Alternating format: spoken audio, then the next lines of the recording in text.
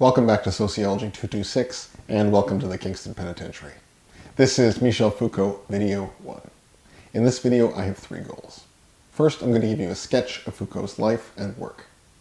After that, I'm going to look to 2 of his major influences, the German philosopher Friedrich Nietzsche and the French philosopher Louis Althusser. This will get you ready to do the readings. Let's do it. Michel Foucault was a French philosopher and historian. While Foucault was not a sociologist, his impact on the social sciences is significant, and his concepts have deeply shaped the way that people in this department work. Foucault deeply shaped how we think about surveillance, about crime, about the body, and about power. My job is to give a meat and potatoes explanation of Foucault's work. You're going to need it, as you're going to hear a lot more about him as you continue on at Queen's. On Foucault's personal life, we don't know a lot. He kept his personal history very guarded. We know he was born to an upper-middle-class family in 1926, his father a doctor. Foucault was openly gay, and was one of the first major intellectuals to die of AIDS, as it was later revealed. He was not, for reasons you shall see, very interested in identity politics, however. Let's look to Foucault's academic interests and career. Foucault was a very public intellectual. He gave a lot of interviews, which are a great way to get into his work in plain English. Well, French, translated. His job at the Collège de France was to give 13 lectures a year on the work he was doing as he was doing it, which are still being translated and published. While Foucault's life was very private, his thinking was not. On to Foucault's interests. I'll pick 3. Throughout Foucault's work we find 3 themes, as you'll see on the slide. I'll discuss each in detail. First and foremost, Foucault was interested in relationships of power. He's interested in the different ways that power comes to shape the taken-for-granted institutions that make up our everyday lives. He's interested in the power relationships that make up different human categories and how we incorporate those power relationships into our self-understanding. So, and this is crucial, he doesn't just see power as repressive, something restricting action, but as something productive, as enabling. Power is mobilizing. Secondly, Foucault is interested in truth, the historical ways that we come to accept particular truths versus others. In The History of Madness, for example, he charts how different ways of knowing madness emerge over time, from the age of confinement, as he calls it, to our contemporary world of mental illness. Here, he is interested in how we come to accept particular truths in particular conditions. Finally, at least for this list, Foucault was interested in subjectivity. Recall, I said that there are 3 ways that we think about subjectivity. In the grammatical sense, the king is bald; the political sense, the king is in charge; and the philosophical sense. I believe we have the grounds to say the king is balding. Foucault is interested in the way that we talk about subjects as particular kinds of people. He is interested in the philosophy of the subject and how that has changed over time, and he is interested in the management of subjects, as you'll see in the readings this week. How do we know and act on ourselves differently over time? This is a key Foucauldian question. Finally, let's look to the themes of Foucault's books. This is why I'm in the Kingston Penitentiary. Like Marx, we can divide Foucault's work into 3 broad stages. First, he was interested in psychiatry, medicine, and the history of the social sciences, each producing different and yet overlapping ways of knowing the person throughout history. His work, The History of Madness, represents this early period. In his middle stage, Foucault turns to political questions about the history of government over time and the changing nature of power in society. Here he asks how sovereign power, the right of kings, becomes more diffuse and distributed throughout society. He's still interested in questions about knowledge, but now emphasizes its relationship to politics.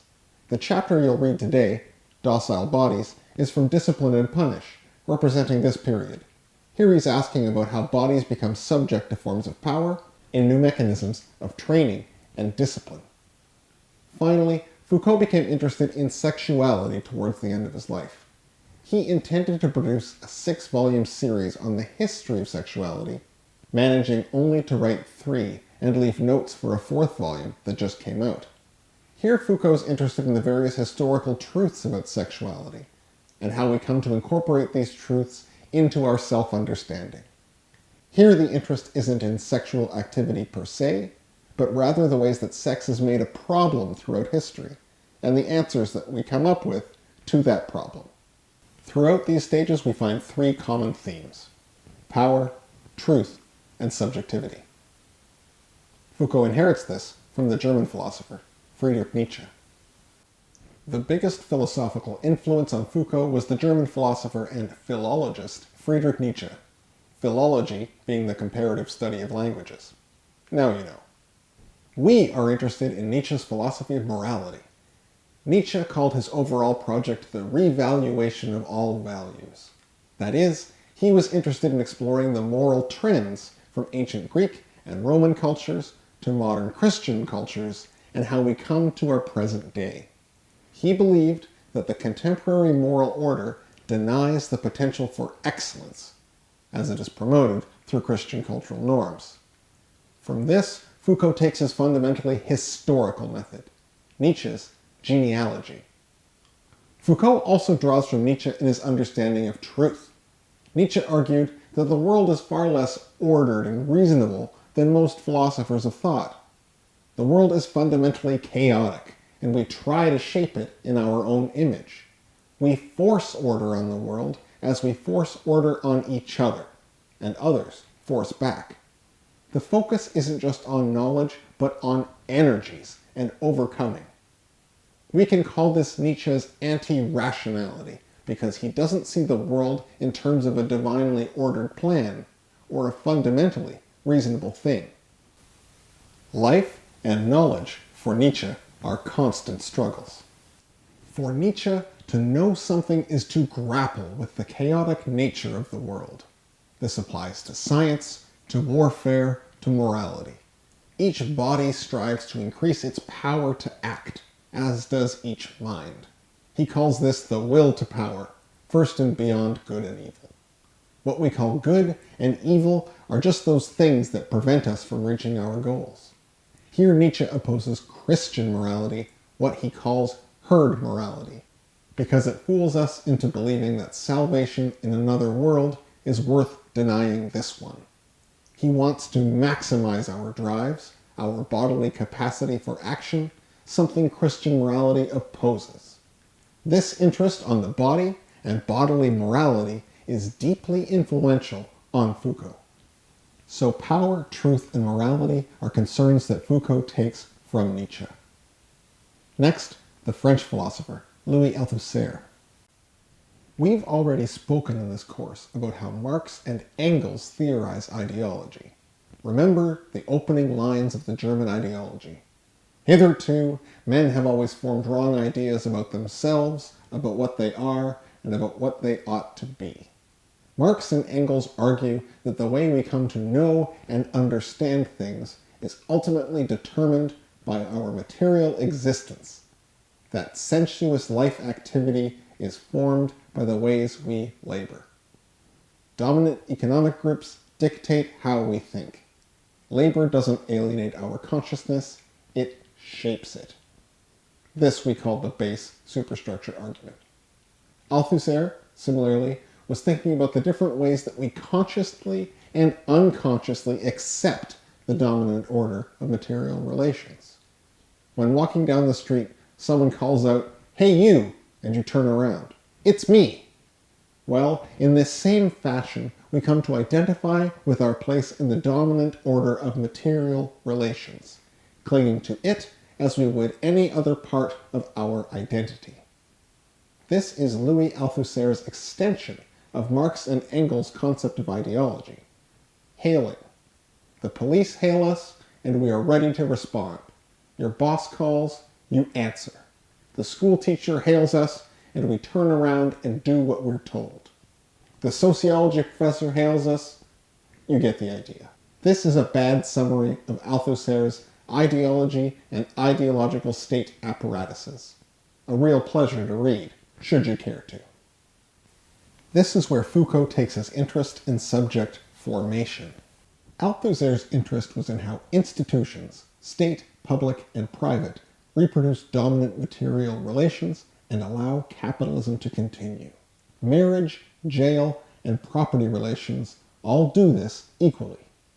My wife, my freedom, my stuff. They all serve capital, but I call them mine. Foucault's interest is in how they shape truth and how we come to understand ourselves while we do so. This involves historical research, just like Nietzsche's history of morality. Althusser is interested in how we act as subjects of capital, Foucault interested in subjects of knowledge and power. In both cases, we are often willing participants. This can include capital and economic relationships, but its scope is much broader, to include social sciences, psychology, sexuality. Similar structure, different scope. Let me give you an example. I'm walking down Princess Street with a friend, and one of you guys said, "Hello, Dr. Abrams." I was hailed as your professor. I immediately had to go from hungover guy getting brunch to member of the Queen's faculty. My friend Stephanie laughed at me, seeing this transformation happen right before her eyes. In this situation, I am hailed as the professor for your class, and I have to respond as such. I hate getting called Dr. Abrams because it always means I have to give someone an extension or a letter of reference. Think of your mom calling you by your entire first, middle, and last name. You gotta do stuff. What Althusser's point is that not only do we participate in capitalist economies, but we also identify and incorporate capitalist subjectivities into our lives. It isn't just an illusion, but we actively accept and reproduce capital by acting within ideology. As I noted earlier, when your boss calls, you pick up the phone. Foucault is interested in how human categories are distributed and how we've come to accept ourselves as such. This project combines Nietzsche and Althusser. If you Google Althusser, you'll see his life had some regrettable moments. We're not saying he or Nietzsche were good guys. We're just saying they were important for French philosophical thought in the 20th century. Next, you're going to read a chapter of Foucault's famous book, Discipline and Punish. Do it. When you do it, I'd like you to look for three things. First, this is a book about power. Not just power making us do stuff, but also on the relationship between power and knowledge, and how this relationship has changed over time.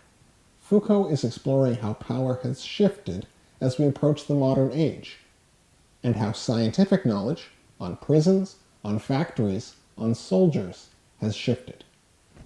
This is also a book about bodies. How have they been acted on and made to act throughout history? When you go through the readings, keep thinking about how bodies are being managed and managed differently. Finally, think about the method that Michel Foucault is using to make his arguments about power, about the body, and about knowledge. What kind of sources does he use, and when are they from? Foucault is going to argue that we can do a history of knowledge and power in the same way as you can do a family history. This is going to be a tough but rewarding read. I promise you, it's worth it. And if it wasn't difficult, it wouldn't be worth doing. See you in the next video.